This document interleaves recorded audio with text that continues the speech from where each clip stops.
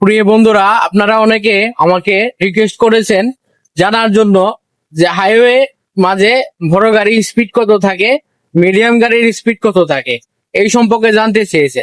দেখুন, আমি আপনাদেরকে একটু বুঝিয়ে বলার জন্য চেষ্টা করতেছি, আপনারা মনোযোগ দিয়ে শুনুন।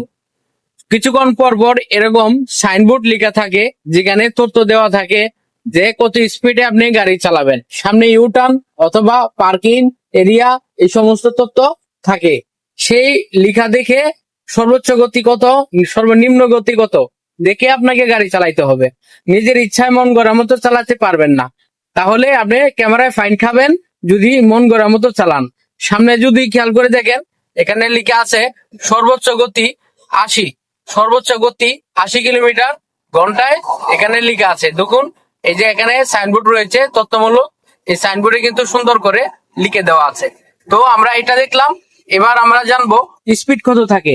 স্পিড হলো এক একটা রুটের জন্য এক এক রকম নির্ধারিত করা। এখানে 80 সর্বোচ্চ স্পিড দেওয়া আছে, আপনি 60-70 চালাতে পারেন। অন্য অন্য রুটের জন্য অন্য অন্য ব্যবস্থা।